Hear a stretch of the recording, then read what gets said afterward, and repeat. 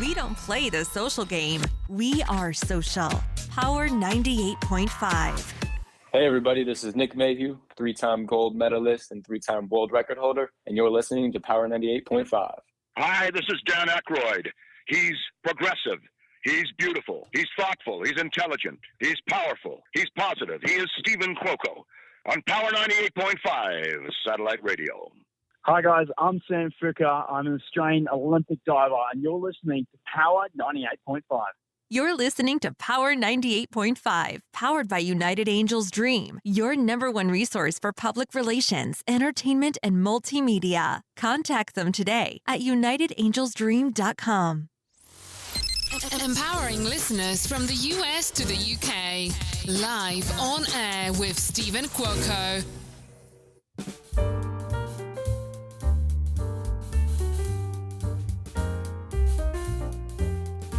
Well, good morning, and good afternoon to you. I'm Steven Cuoco, and you are on Power 98.5 satellite radio. I woke up this morning and it rained again. All right, so some of you know I'm working on some projects. I'm here on the West Coast, Las Vegas to be specific. It's rained. Rain for hours.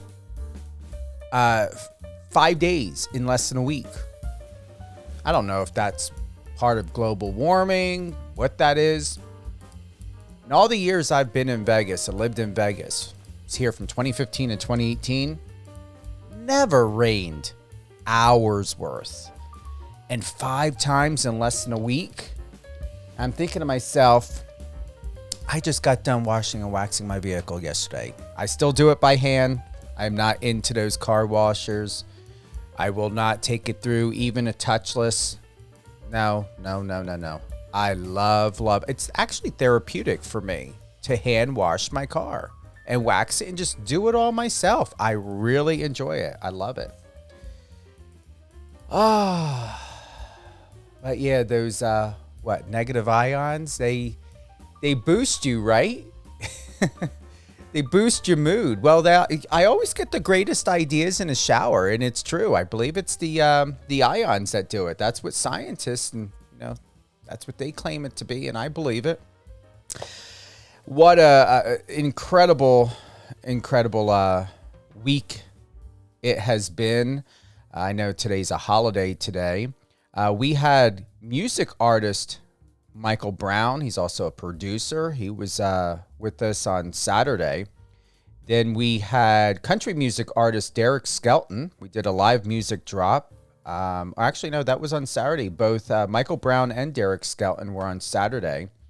Yesterday, we had actor Eric Nelson, Emmy Award-winning actor from the Bay. You can listen to these interviews by clicking the link in my bio. Or go to Spotify, Amazon Music, Amazon Audible, iHeartRadio. Remember, this is not a podcast. This is a radio show. I just utilize the podcast channels for your best interest and benefit, as well as my guests. We've got award winner from Netflix Pressure Cooker today, Robbie Jester. So if you happen to not listen or able to listen to our live shows, whether it's Resilient You with Alicia Pazzoni, she airs on Saturdays at 11 a.m. Eastern. We've got Catherine and Company with Catherine Swain. She's on Sundays at 11 Eastern. She's currently in London. I know she's wanting to get a show out soon. Some of you have been wondering when her next show is going to be out. It will be out soon. She's on holiday with a couple friends in one of her favorite locations, as well as mine. And she will be back soon. Just connected with her last night. Yeah, I mean, Catherine, she spends more time being fashionable and gorgeous online. But she loves radio, though. She loves everyone. If you're wanting to be on any one of our shows, you can email the team at power98.5radio@gmail.com. Also, you can email us at contact@power985.com. Remember, we are available on the iOS and Android app, Alexa, as well as power985.com. You can listen to us in your car, whether you're using it on Alexa or on your phone. You can put it on your Bluetooth. Oh my goodness.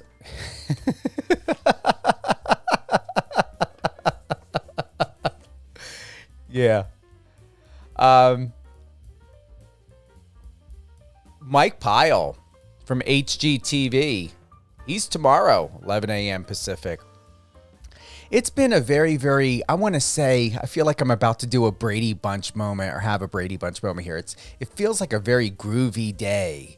There's just something awesome about Robbie Jester. He's got, we chatted just for a couple minutes before we went live, and I can just feel the East Coast energy. He's a real East Coast guy, and I'm very sensitive to my people out there. And every time I feel someone from the East, Northeast, back home, it puts me in this mood, a really, really good mood and a good feeling. And we're going to find out all about Pressure Cooker. I watched this. It premiered. I think it was January 3rd. It was this month. It's on Netflix. Really good show. Season 1. I highly doubt that they're not going to come back with a season 2. I would be surprised. I gave it 2 thumbs up. I'm very, very particular with reviews. I have no problem. Thumbs down, thumbs up, double thumb. I gave the show a double thumb up. I loved it. And what I love even more and really appreciate is the winner. And that's Robbie Jester. Robbie, welcome to Live on Air with Steven Cuoco. Steven, thank you very much for having me. I'm excited to be here. I'm appreciating the feeling. You know, it's 9 o'clock here in the morning, 12:08 your time. However, I'm feeling the morning and afternoon all at the same time right now with you. That's right. That's right. It's a beautiful thing about different time zones. Well, here's the thing. You get to be in 2 places at once. I just interviewed Mitchell Burke. He's out in Australia. They are actually a day ahead of us. And I was in a Friday. This was this past Friday. It was his Saturday. And I said, do you realize we're in 2 different time zones in 2 different days, experiencing the same day at the same moment? And he asked me to repeat that again. And I said, we are in 2 different time zones in 2 different days, experiencing the same day all at the same time. That's very paradoxical. Mm-hmm. Almost surreal.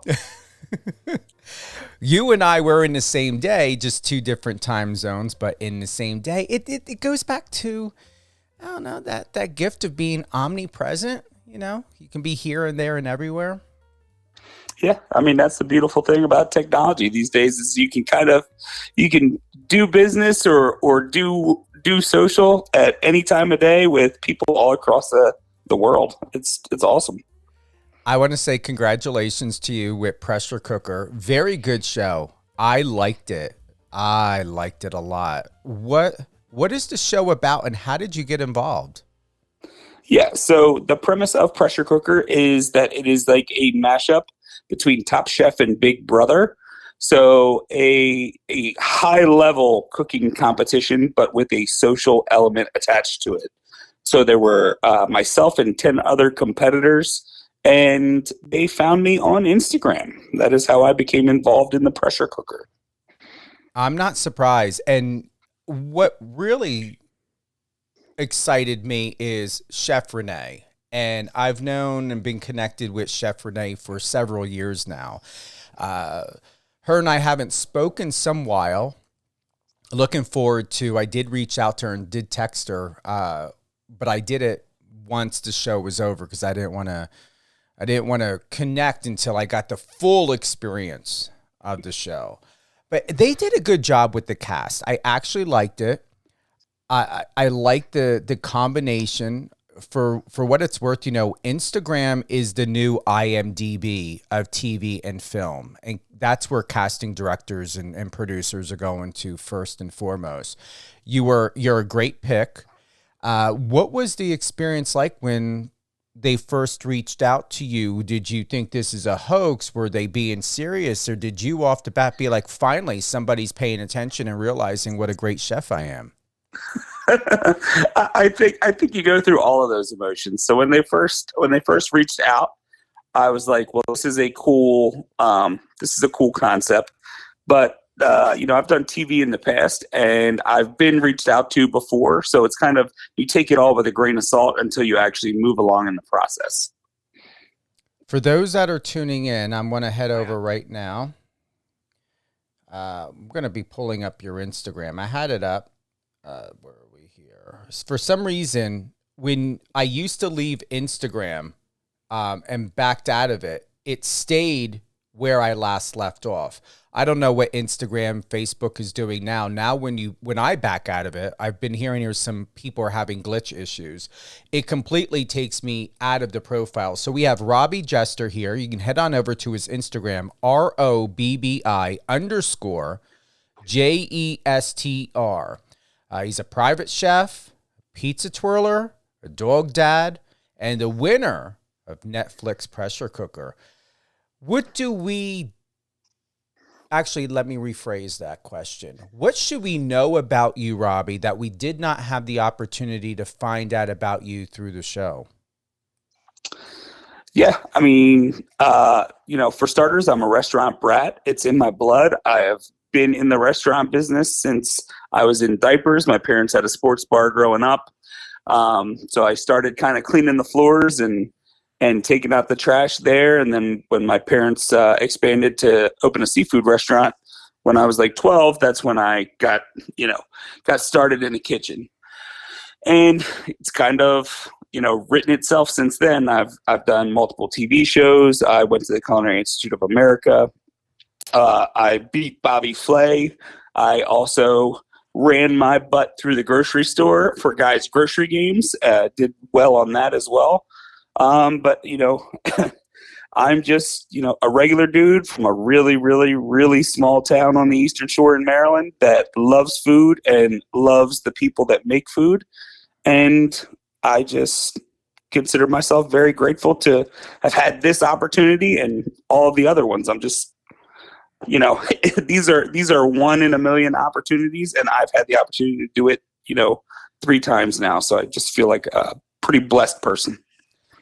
I remember you and I had a private conversation, and I shared with you that one of the most, I believe I used this word, if not, I'm using it now, impactful moments was when you were laying on bed and you were sharing about how you were talking about your dad, and you were talking about how your dad was able to separate chef and dad, and you still feel that there are parts, I may be slightly paraphrasing, parts about him or his personality that's in you. What are the best things? What is that you've learned from your dad that's helped you to be who you are today as a chef, as a husband, as a mentor, as somebody who does community service? Yeah, well, first of all, thanks for asking the question. And I'm already just hearing you phrase the question. It's already got tears in my eyes. But, I think that the things that Dad as a chef taught me that make me who I am, one is a sense of utility, using all of the ingredients, taking the fact that ingredient is in its entirety there to nourish someone, not wasting it. Is a huge principle as a chef that I think that I follow from my dad. I can make something out of nothing, and I have an appreciation for both the high end of cooking, but also the common cooking, the depression style cooking, and things like that really shaped like our food memories as kids. My dad was always someone who could execute on the highest level, but he loved the simplest things. And I think as a chef, I have an appreciation for that. Dad, as dad, he used to say something all the time, and it was, didn't like hearing it when I heard it, but it really has shaped me, and it's do something even if it's wrong. And, for me, it just means like you have to take action. you never know whether it's going to be truly the right thing in the right moment. But if you don't take action, then nothing happens. And he said that it was like a broken record growing up, but now I love him for it because it's just created a sense of urgency in my life that I think otherwise I would have, maybe not had or had to find somewhere else. What would your dad have thought of if he was on Pressure Cooker? What would you have perceived him to be like, his personality, and how would he have been received by other chefs? So my dad as a chef was a screamer pot thrower. So I think that as far as the cooking aspect is concerned, he would have done very well. But the social part of it, he wasn't afraid to not make friends. I'm assuming Sergey would have gotten a pot thrown at him many times. Yep. Or he might have gotten burnt on purpose. I'm not really sure how that would have gone, but I don't think it would have gone in his favor. Oh, Lord. Very interesting show of putting chefs together and a competition aspect. Here's my thing, and I was thinking about this morning when I was getting my coffee. I see and view chefs as being of community service, creating that the fiduciary responsibility of a chef would be experience, that the clients come first. It's more than just a restaurant and about making money. All of that is important. If I were to be a chef, okay, I would think to myself, my customers and their experience takes precedence over getting a Michelin star, over competition. I believe it was made a reference a couple times in the show.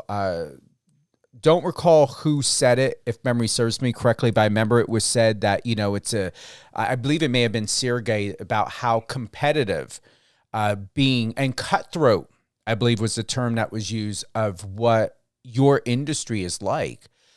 It makes sense to me, Robbie. At the same time, it doesn't make sense, because going after awards and Michelin stars and being the best that you can be for yourself and for your benefactors and your employer and for the restaurant, I would think that would be the last thing on the list that a chef should ever concern him or herself by, is anything outside of not putting the customer's experience first, because you've only got one time. Whatever you're making for that person or group of people, you have one impression, and that will determine in their memory, through their experience, of how they felt, not just by the table, not just by the service, not just by the wine or whatever they drank, the entire experience. I would believe that understanding would create some sort of understanding that scarcity is real. And if an impact, even if it's a plate of spaghetti and meatballs, if that chef and sous chef and everybody else in the kitchen is not putting attention to detail and love and respect in every dish first, they're screwed. The restaurant is screwed. Yeah, I mean, there are tons of chefs out there that cook for themselves and cook for their own ego. It's funny that you mentioned the cutthroat thing, because watching the show back, hearing that said by different cast members and stuff like that our industry is cutthroat, while it is competitive and competition is fierce in anything at the highest level, I would never describe it as cutthroat. I think the most beautiful part about our business is the fact that at the highest level, it's one thing. It's theater, it's beautiful, it's technique, and it's this beautiful show that's put on. But for 90% of the restaurants out there, they are nourishing the community. Like, that's what they're there for. That's what the experience is there for, in every shape, flavor, size, ethnic cuisine and everything like that. You are there to nourish the community. And the idea of it being cutthroat, I think, is actually maybe even like an old school kind of mentality, because in my experience in the current world that I live in, it's very collaborative and very soulful. And, my culinary friends right now are different than the chef friends that I had 10 years ago, but they are very much about propping each other up, supporting each other, and how can we all come together as a group and do some really awesome things for the community that we live in. I think previously chefs or fine dining chefs like existed in their community, but apart from it. And I think that that's just a model that's not gonna work in the future. You have to be a part of it as well as in it. What are your thoughts about what's going on in California, LA, street vendors? How do you feel about street food, this career, this community, this business, people who come from a certain time and style and a way of cooking that may or may not be found in restaurants, but do you feel that we need more support? I mean, we have street vendors here in Vegas, but do you feel that the laws can be better? Do you, for them, do you feel that something in change or more change needs to happen, or maybe even the community and people of the community? Is there something that they can do to help people who are out there making tacos and quesadillas and chicken style food and jambalayas? Do they ever, or will they ever be able to have the opportunities and privilege the way you guys do as chefs that are working in a brick and mortar, that have a restaurant, that have a business? Where's the resolve between the separation? Because that's what I feel is happening here. There's what I call the brick and mortar chefs, and then there are the street vendors, and there's no synchronicity of understanding that you guys are essentially the same. You're serving the public, but treated very differently when we think about laws and regulations. Yeah, I mean, every area is different. I do think that based on what I've heard, I do think that LA kind of gets it right on the street vendors. At the end of the day, we all want to serve and eat safe food. So that is something that I feel like it is important. That being said, just street vendors and the street food and the guys that specialize in one or two things make those one or two things better than anybody. And I don't care like where you're at, whether it's in a hut or a hotel. Don't care. Somebody that specializes in one or two things or one cuisine their entire life is just simply going to make it better than someone who is trying to do it for the first time. I do think that the regulations need to change, but I also think that we need to take some of these maybe closed down restaurants or closed down food service facilities, and we need to make them a commissary available for these street vendors, whether it's for a monthly fee or something like that, to make sure that they're operating in a safe way. But there's tons of closed down restaurants that just sit there for years and years because whatever reason, it's a bad address, or the rent and the audience just don't match up. But I think there's tons of spaces out there available for these guys, and I think chefs are leaning more and more towards showcasing in any sort of platform they have their favorite hole in the ball spot or their favorite street vendor. I think it's a beautiful part of our business. I think it's going to continue to grow. The street vendor thing is going to continue to grow. And I think that we will see a bridge between brick and mortar restaurants and these street vendors in a way of like pop-ups, because I know pop-ups have been a big thing on the West Coast for years, but they've made their way to the East Coast and now south from New York. And the pop-up culture, even around here, is fantastic, but it is giving a voice to those street vendors or those people that might not have a kitchen or a food truck. It's giving a voice to them to be able to showcase a beautiful product that they make. And I think that's one thing that we can do in food, and we can do better of showcasing those people that are just great regardless of what their forum is. What I really appreciate, and thank you for that, Robbie, I like the fact where people, the pop-ups and the street food, it really is so different. And don't get me wrong. We know you've got an exceptional pizzeria. We know that there are other exceptional restaurants, and it is a wonderful experience to have that. What I appreciate and like most from a business perspective for chefs and people in your industry with the pop-ups is it takes away all the politics and the exhaustion of overhead of paying ridiculous exorbitant amount of rent. You've got all this insurance stuff. You got all this liability. Things need to be done fairly, and protecting yourself is extremely important. No matter what, protecting yourself is extremely important. What I value most, hold on, my team is telling me something here. Okay, hold on real quick. Mm-hmm.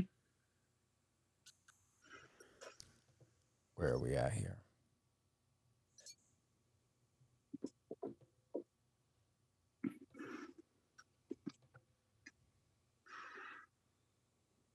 Okay, we're back. We lost the connection there for a moment. Thank you, team. What I value most when I think about street vendors and the opportunities they have, because they're able to focus on the cooking. They're able to focus on what they love to do most. And let me know your thoughts on this. Do you feel that there are certain people, professional chefs in the world, that benefit from having pop-ups because they're able to focus more of their monies and their assets and resources for having a great staff and using great ingredients? Food is expensive. And just to think of the thousands of dollars, tens of thousands of dollars, if not hundreds of thousands of dollars of what some chefs pay out monthly, if not more. I may be underballing that amount, Robbie. I really like the pop-up idea because it cuts out all of that exorbitant amount of cash, and people are actually able to make a living and put their children through college and pay off their homes and maybe get that RV and get themselves out of debt. I really don't know many chefs, and I'm going to be honest, even ones who have very popular restaurants are still to this day, after 10, 20 years, are still paying off debt and trying to play catch up. Absolutely. It's the debt game in our business is a real one. It is there. It is not cheap to start a restaurant. And that's any restaurant. That's not just, fine dining restaurants. It is not cheap to start a casual restaurant. So the pop-ups and the kind of like underground, like getting started, one, I think you're absolutely right that without all of the politics and all the overhead and stuff like that, the focus just gets down to being on the food and the experience of eating the food. Guests love it because it feels special. Because let's be honest, how special does it feel if something is available to you 7 days a week, every single week of the year? It can be special. You can offer a special experience that way. But with a pop-up, this is something that may not come around again. Those ingredients, that location, those particular chefs collaborating for that pop-up might not ever happen again. So it creates like an exclusivity and an urgency where the food and the experience are the top priority. And I think that's why it does so well. And I think that it's great at removing the barrier to entry into this business. There's so many great chefs I know that take kind of, they take like a less creative position, right? They take something that's gonna absolutely, pay their bills and take care of their kids. And I don't knock anybody for that, but some of those chefs really, really have chops, and they have a higher level of creativity in them. And this pop-up culture and food truck culture and vending culture, it gives an opportunity to those chefs to really showcase something that, maybe they don't get to, and they don't have a backer that's going to allow them to open a restaurant and take a chance at it and build their audience and stuff like that, because that stuff's expensive. So it gives these guys an opportunity to really showcase their talent and what they're about, and in a way that is sustainable financially so that they can get off the ground and running with it. I think we're going to see a whole flip of restaurants that have lasted a really long time on just being the best mediocre option, you're going to see them flip to these smaller concepts where a chef that has been selling polenta and meatballs out of a trailer or out of a barbecue hut or whatever, all of a sudden now has a brick and mortar because that spot is flipped and people have been following that journey, that pop-up journey. We have a local guy who makes pizza, and I'm in the pizza game, but this kid is fantastic. And he will go and make pizza anywhere where there is a flame and a box to put that pizza in.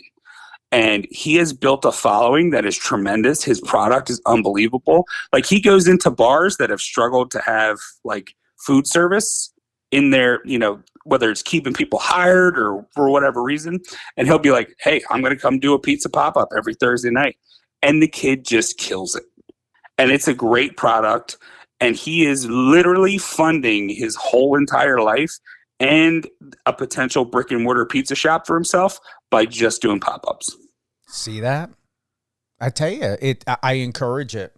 However it may be, I encourage it because people deserve to have more money in their pocket and less money for exorbitant amount of expenses such as rent that is really, really way overpriced. And I've even noticed, even out here on the West Coast, there are some restaurant owners and chefs that have to get this, like, it looks like a storage space, maybe a 10 by 10 or a 10 by 20 space, and stick more chairs or have more of an experience outside. You can't really get the restaurant experience inside, or you're ordering through the window because they built out a window, and you can't go inside at all because everything's inside to prepare the food. So it's more like a takeaway experience.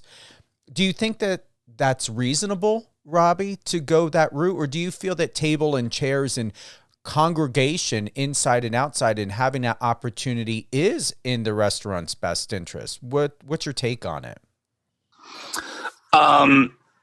To be honest with you, I think if you serve great food, whatever vehicle, whether it is a $190 plate or a 35-cent takeout container, if you serve great food and you do it consistently and you make food that matters to you and to your guests, I think that any model can really work. I don't think that it's in particular advantageous to have tables and chairs, because tables and chairs mean square footage. Extra square footage means higher rent. Higher rent means that space needs to be filled multiple times a day, every single day that you're open, in order for you to be profitable. Whereas if all of your space is dedicated to making food and you utilize all of that space well, and you serve it in a 35-cent takeout container so that somebody can go home and eat it with their family, a lot of times that's a higher level model. As a business person, I mean, if you think about it, how many takeout joints are there that don't have any seats and chairs? How many, vending opportunities are there in comparison to fine dining restaurants? The answer is there is a whole lot more of casual dining, walk-up windows, counter-style service than there is of any sort of fine dining. I love a fine dining experience. I like to go sit down and have 11 courses and enjoy it with wine and really be given an experience at a high technical level. But on most days of the week, that counter service joint is going to be where I'm at every single day. I like that perspective. I felt that. And I feel the importance of it. That's the thing. You shared that with passion. You just didn't share it just by knowledge. You shared it because of passion and understanding and education. What would you have to say, Robbie, to any chef that's getting out of school or wanting to, or who's, let's say they watch Pressure Cooker on Netflix and inspired by what can happen? What would be the best first steps for any man and woman thinking of and wanting to get into this business, whether post-education or pre-education? To me, the first step in this business is you have to understand that you can't just be super passionate about making pies. or making Italian food. You have to also enjoy the labor that goes into it. There are a lot of passionate people. My grandmother was incredibly passionate about making biscuits. She didn't want to do that as a business. So I think that a lot of people get romantic when they're first thinking about a food business because they're working with their hands and it's a beautiful art form and you're serving people and it's really romantic. But there is a business side and a hard work side, and you have to come to grips with that. So the first thing I would say is this something that if you had to make 1,000 of them a day, every day, that it would still, you think it would still fulfill you? If the answer to that is yes, then I think the beautiful thing about the world we live in right now is you can do food any way you want to do it. You can do it anywhere you want to do it. You can be the type of business owner that you want to be. You can have the hours that you want to have. You can have all those things. And if someone tells you that you can't do it your way, they are full of shit. I like that. I felt that. It reminded me when you got up and had to explain why did Sergey do 2 raw fish dishes. I love that scene. That was my favorite. And if Sergey, if you end up hearing this or end up listen, I appreciate you, Robbie. But yeah, Sergey, I don't know anything about you or who you are as a person. But I'm just going to put it on record that I would have liked to have seen a lot more people on the show to have been assertive in team leadership and not Sergey taking over everything and hijacking authority. You got a strong personality. Sometimes you just can't help it. Yeah. Which brings us to Gina. Did she get a fair chance or above fair chance to be understood, not only as a woman, but as a chef? Because before you answer that, my perspective is I felt honestly that Gina is a lot more than what I saw on the show. That's 150% true. The show is the show, and we're all competing for $100,000 on this show, right? So there's a lot of haters out there online that are going after Gina for playing the game. If you were competing for $100,000, you would play the game too. You would choose the way to play it, and there's a whole lot of people out there that would play it just like that. You've seen it on Big Brother. You've seen it on Survivor. It is the way that social games are played. Gina as a person is like a little sister to me. She's fantastic. She's absolutely the light and the party in every room that she's in. And I don't think you got to see that on the show, but that is my impression of Gina. We talk on a regular basis. She's supremely talented. She's very humble. And I think the world of her. And, she played her role on the show and she played the game. Luckily, it didn't really affect me a lot. But, more power to her for playing it the way that she thought was going to get her to the top. Yeah, I was, I enjoyed watching her. I enjoyed where she stood as a person and as a woman. I felt, in my perception, Robbie, that she's still growing into being who she is in many different ways. And that's okay. And if there is anything that I hope with her, and I would love to have her as a guest on the show, you're more than welcome to, give her my contact info and if she'd like to reach out and to bring her on, is I appreciate that there were different layers that were expressed in such a short, I think it was like 8 episodes or so. I saw some sort of evolution happen with her. And it was very subtle, yet it was very apparent. So I completely agree with that. I saw her grow throughout the show. I will tell you that, you watch the edit and I watch it back and everything, but in the final table for me, when I looked at Gina, I saw a friend. and everyone else was incredibly nervous, wouldn't really look you in the eye. You didn't really know. And I would look over at Gina and just get this sense of confidence from her. Like, she would smile at me. She would give me a little wink to make me just break the ice and the shakes that I had going on.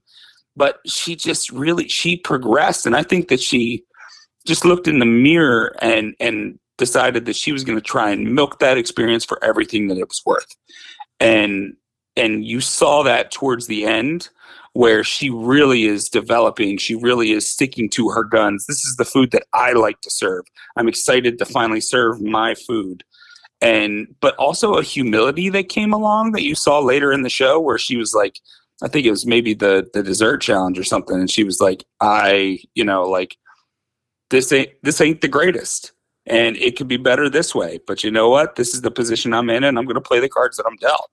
I think that is one of the beautiful things about Gina, is you will never meet someone more resilient. Like, Gina has been through a lot in her life. If you listen to her story on the show, or I know she has a podcast, and her story is out there, but she really is tremendous and tremendously resilient. And it takes a special quality of human to get punched in the teeth and smile through it anyway. And without losing your own integrity and self-identity. Yeah. That's huge. And I'm sure she would love to be on. I'll definitely, I'll link the two of you on. Please. I appreciate that very much. What's your best experience? What's the best takeaway that you received for you as a person and as a chef from the show? I think the best takeaway for me is, you hear this in like self-help stuff and like motivational stuff all the time, but you are the only you. And your job as you grow older, as you mature, as you get better at things, is to just be more of yourself, because that is the unique position that you have to offer this world. And I worked, I had partners, or I worked for other restaurant groups that always wanted me to kind of fit their box, or fit their way of being a chef. And, we have systems, processes, and routines. And this is how you grade someone. And this is how you have a constructive conversation with someone. And here's your template for how you give feedback, and all of that stuff. And I think that it hardened me, and it kind of, turned me a little bit into a kind of an administrative robot when it came to dealing with people. And the show knocked loose in me the emotional leader that I feel like I am the best when I am that emotional leader, when I am in touch with my own emotions, because then I can feel my team's emotions. I can see what they're going through. I can feel it. We can have a conversation about it that's not embarrassing. But that emotional leadership has been kind of, I think that people had tried to knock it out of me, because it's not, frou-frou, and there's no hard lines. It's not easy to teach someone to lead that way. But it's when I'm my best, and I will not forego that emotional leadership again in my life. It is when I'm the best. It is when I'm most in tune with the people around me and the most in harmony with what's going on. And to be honest with you, it yields the best damn food. Love it. Love perfectly. Man, I love, this is why I felt and still feel the way that I do, is because we as East Coast people, especially from the Northeast, passion. Like, I am literally feeling, thank you for bringing us home, the feel and vibe of home today on the show. You're welcome. It's my pleasure. Thank you for being the type of person that allows that to happen. I have no problem. I embrace it. You shared just a couple days ago on Instagram, every day a little bit better. What does that mean to you? If you're not growing, you're dying. You have to take a look at the areas of your life that you're not happy with, and you have to work on those things. No one's going to come save you. And each day you just need to be a little bit better. And if you do that 365 days in a row, the person that you are at the end of a year is going to be completely different than the person you were in the beginning. And it's going to be more close to the person that you want to be. So you just have, but you can't bite the whole sandwich at once. You got to take it in bites. You got to chip away at it, and you just have to be a little bit better every single day. Any closing thoughts?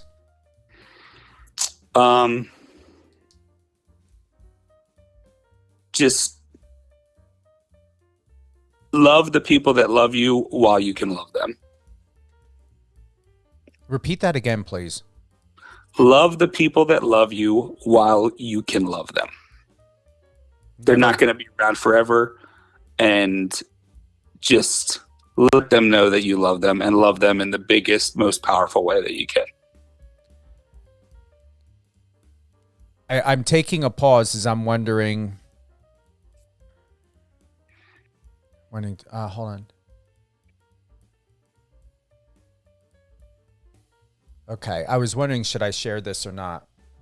That's why I asked you to repeat that again, because what makes it profound, I have a childhood. I was like wondering, am I speaking in past tense, present tense? How or what is in its best way to speak? I have a friend that I've known for over 4 decades. And the number one thing that I really have always appreciated with my friendship with her is the trust and the love and the honesty. And why I want to thank you for that reflection is something resonated in me. I made the decision 15 years ago, and it was something that just recently came up 2 days ago. And I just told her, I said, listen, I stopped wanting to have anything to do with you 15 years ago. Not because I don't love you. I told her, I said, I love you.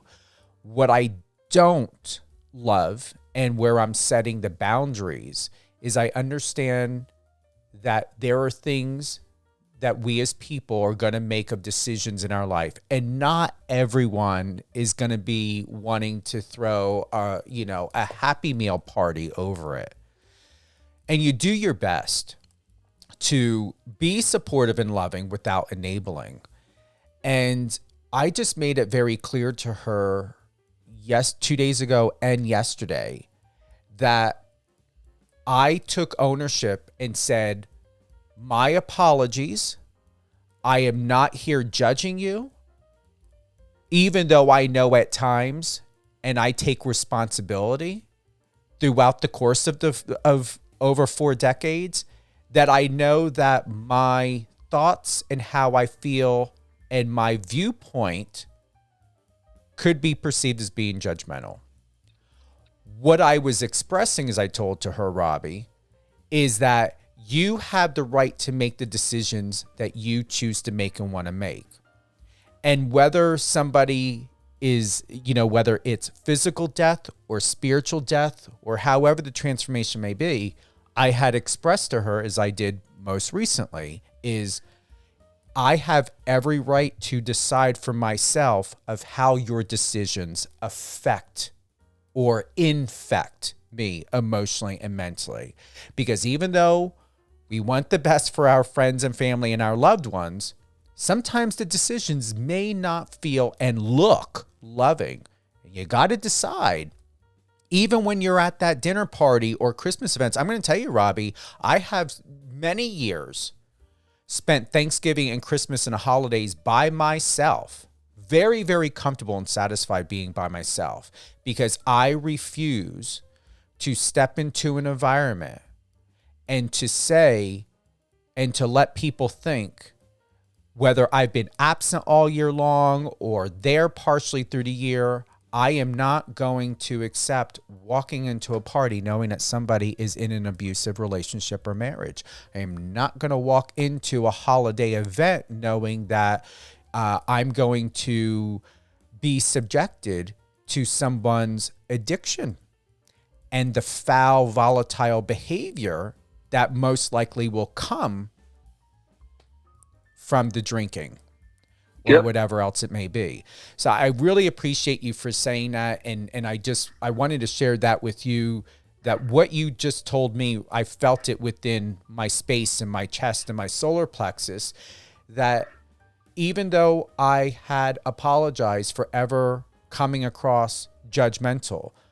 I am not apologizing for being truthful because I did my best to be truthful passionately by wanting the best, but having to step away and to remove because that person is not doing their best for what they feel that they deserve. And I will not support somebody. And to me, it's not loving and kind. And where do I have the right to say, you're my friend, when I'm enabling and or suggesting and saying to that person that, yes, the decisions you're making are not all the way in your best interest, and that's okay.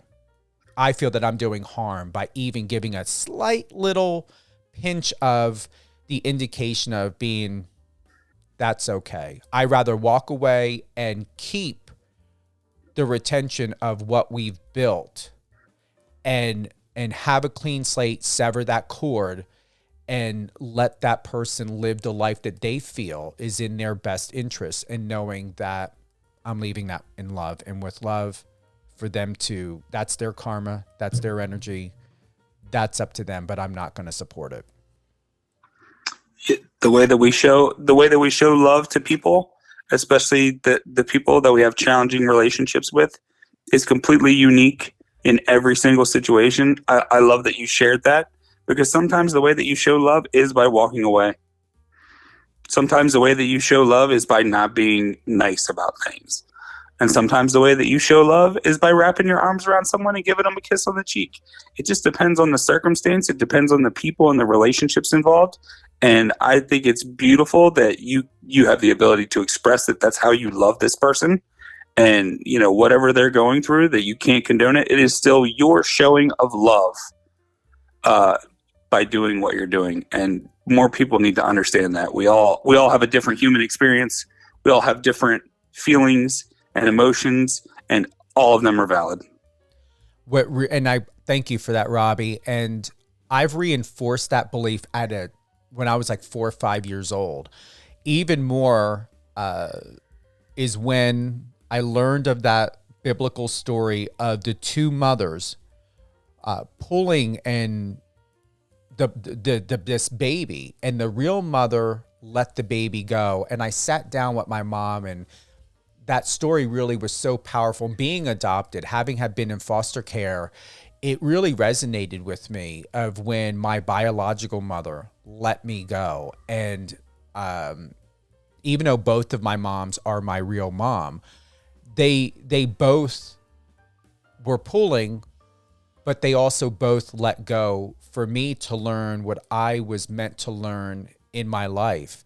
And that's why it is so important that staying within the chaos or the nucleus or the storm doesn't really mean that a person is doing the other person in its best interest. I love it. So I want to thank you for that. I'm still processing from the quote that you shared. Timing is just so perfect, and I just want to thank you that this is more than an interview. This is the reason why I do radio and why I'm here, because you never know what can resonate and what can solidify in its message. So thank you for bringing an official closing to something I didn't know that I needed or wanted. However, thank you. You're welcome. Who would you like to give a shout out to? I would love to give a shout out to my wife, Caitlin. I couldn't have gone through this experience or done it without her. And my mother, who is the strongest woman that I've ever known in my life. She is my biggest cheerleader. She is my best friend.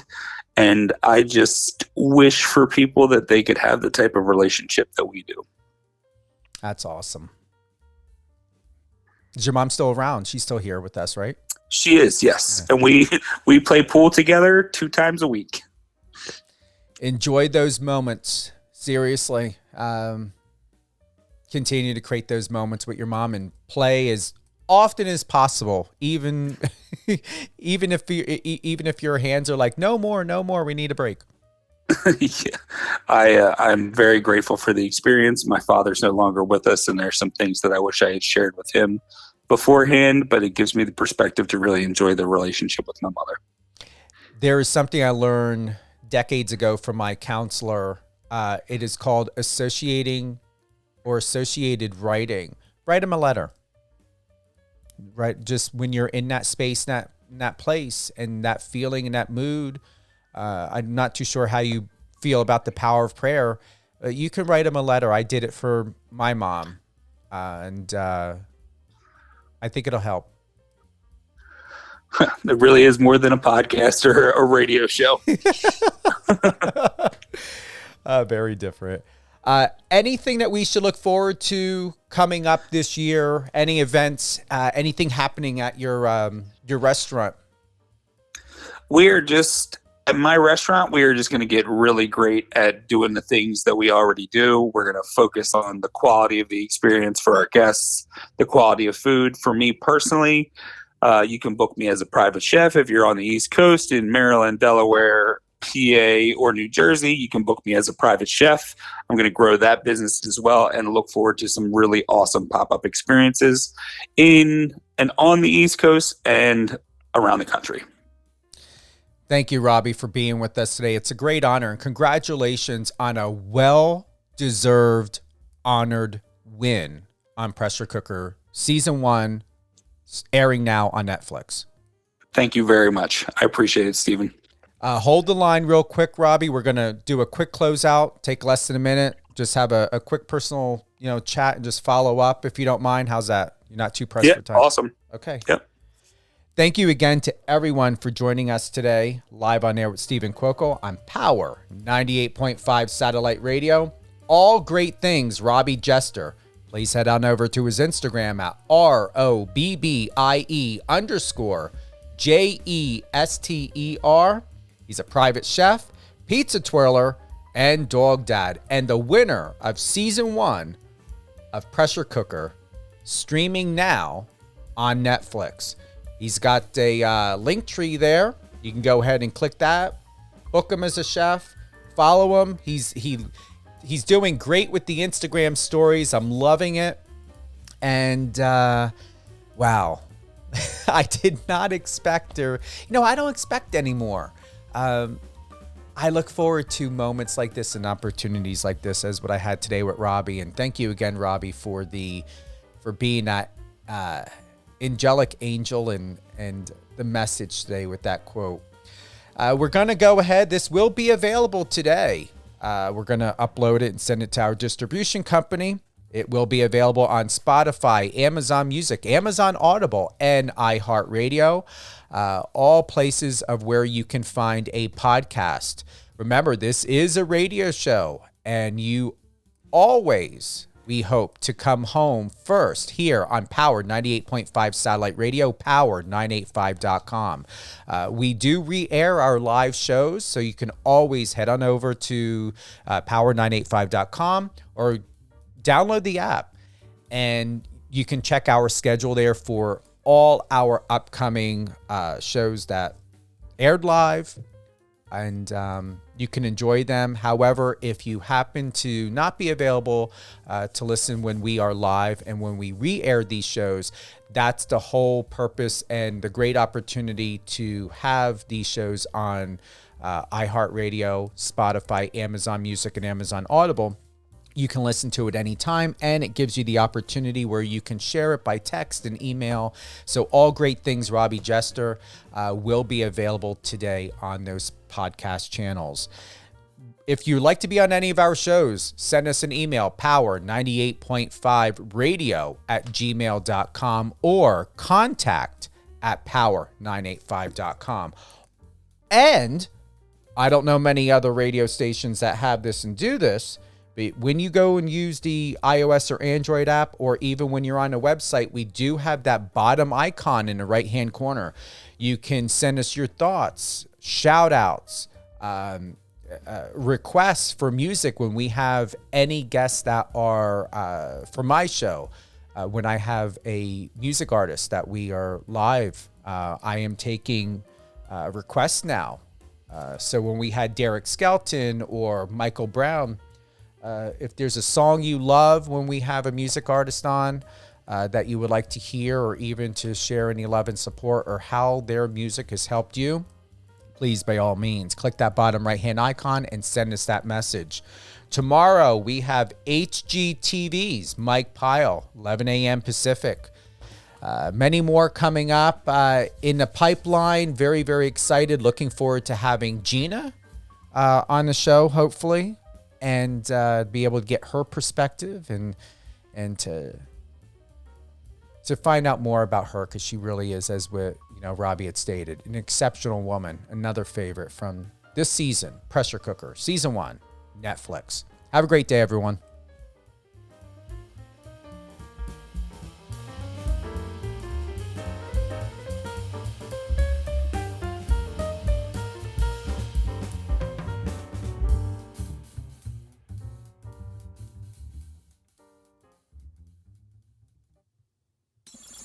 Friend us on your socials and let's connect.